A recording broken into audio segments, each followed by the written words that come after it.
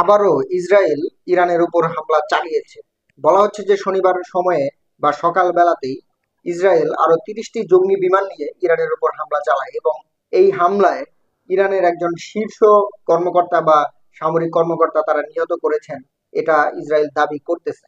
তো আমরা গত এক সপ্তাহেরও বেশি সময় ধরে দেখতেছি ইরাক এবং ইসরায়েলের মধ্যে ব্যাপক সংঘর্ষ এবং ব্যালিস্টিক মিসাইল ক্ষেপণাস্ত্র প্রেরণের মাধ্যমে বা নিক্ষেপের মাধ্যমে এই যুদ্ধ কিন্তু চলমান আছে।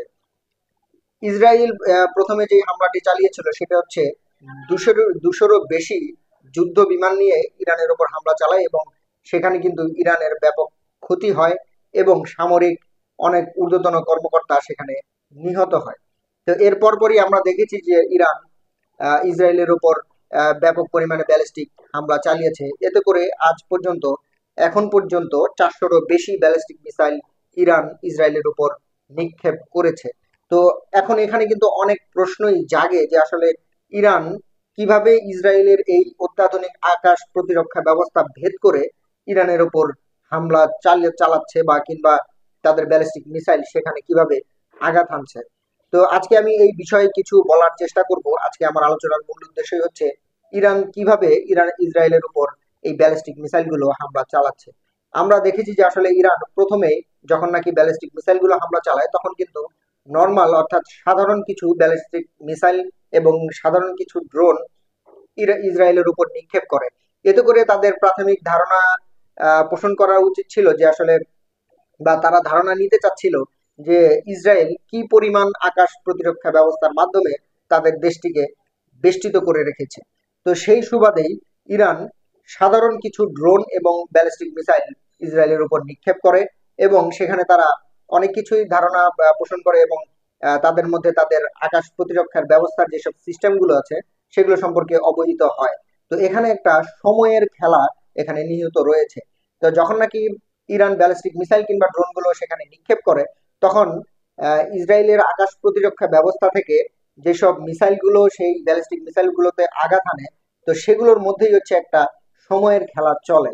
তো ইরান যখন ব্যালিস্টিক মিসাইল গুলো সেখানে মারে আর ইসরায়েলও ঠিক তখনই এই আকাশ প্রতিরক্ষা ব্যবস্থার যেসব মিসাইল গুলো আছে সেগুলো সেখানে নিক্ষেপ করে সেই ভুয়া ড্রোন কিংবা সাধারণ ব্যালিস্টিক মিসাইল গুলোকে ধ্বংস করে দেয়। তো এর পরপরই আমরা দেখেছি যে আসলে ইরান পরবর্তীতে একটু তাদের আরো আত্মঘাতী বোমাগুলো কিংবা আরো সর্বাধুনিক যেসব ব্যালিস্টিক মিসাইল গুলো আছে সেগুলো ইসরায়েলের উপর নিক্ষেপ করে। এতে করে তাদের যে সময়ের যে একটা ব্যবধান সেটাকে তারা ক্যালকুলেট করেছে। ইসরায়েল যখন তাদের যেই আকাশ প্রতিরক্ষা ব্যবস্থার মিসাইল গুলো ইরানের ব্যালিস্টিক মিসাইল গুলোকে নিক্ষেপ করে তখন দেখা গেছে একটা আকাশ প্রতিরক্ষা ব্যবস্থার মধ্যে হয়তো 10-12টা মিসাইল সেখানে থাকে। তো 10-12টা মিসাইল যখন তারা ছোড়ে সেই মিসাইল গুলো লোড তো আবার যখন নাকি ব্যালিস্টিক মিসাইল গুলো রিটার্ন আসে তখন সেগুলো তো নিক্ষেপ করার জন্য তাদের আবার রিফিল্ড করতে হয়। মানে যেই ব্যালিস্টিক মিসাইল গুলোকে তারা নিক্ষেপ করতেছে সেই 10-12টা ছোড়ার পরে আবারও তারা সেখানে আহ, আকাশ প্রতিরক্ষা ব্যবস্থার মিসাইল গুলো তারা লোড করে। তো এই লোডের মধ্যে তাদের একটা সময়ের ব্যবধান পড়ে যায়।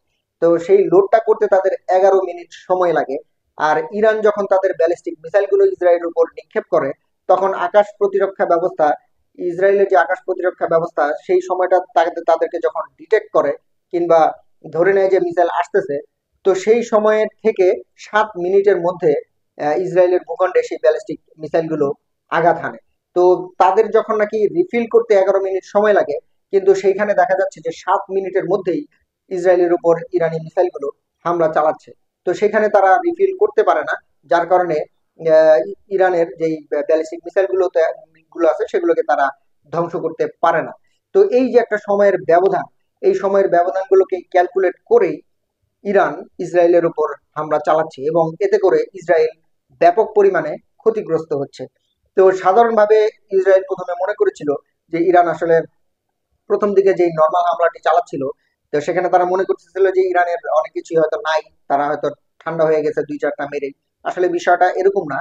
তারা ক্যালকুলেট করতেছিল যে আসলে ইসরায়েলের মানে কয়টি স্তরে আকাশ প্রতিরক্ষা ব্যবস্থা, 8টি স্তরে নাকি 12টি স্তরে, এটা হচ্ছে প্রথমে পরীক্ষামূলক তারা ব্যালিস্টিক মিসাইল নিক্ষেপ করে তারা এটা ধারণা করেছিল এবং পরবর্তীতে সময়ের ব্যবধান এবং আকাশ প্রতিরক্ষা ব্যবস্থার যেসব ধাপগুলো আছে সবগুলো ধাপ চিহ্নিত করেই এবং কোন কোন জায়গা দিয়ে ব্যালিস্টিক মিসাইল আহ, নিক্ষেপ করলে ইসরায়েলের উপর আঘাত হানবে সেই জায়গাগুলো চিহ্নিত করেই পরবর্তীতেই ইরান এই ব্যালিস্টিক মিসাইলগুলো সেখানে হামলা চালিয়েছে।